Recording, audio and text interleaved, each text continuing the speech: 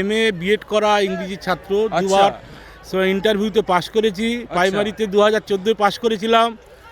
অভিষেক ব্যানার্জির অফিসের সামনে ঘেরাওয়া করেছিলাম, প্রচুর মারধর খেয়েছি, বেধড়ক মারধর। সেখান থেকে ফেরার পরে এই যে পরীক্ষাটা হলো রিসেন্ট ইংলিশে, সেখানে আমি পরীক্ষায় উত্তীর্ণ হয়েছি। 60-এর মধ্যে 57 পেয়েছি। আমাদের সম্পূর্ণ ঝুলিয়ে রাখা হয়েছে, এখনও কিছুই বলা হয়নি, নিয়োগ নেই। আর আমি একজন টিউশন করি গ্র্যাজুয়েশন লেভেল পর্যন্ত।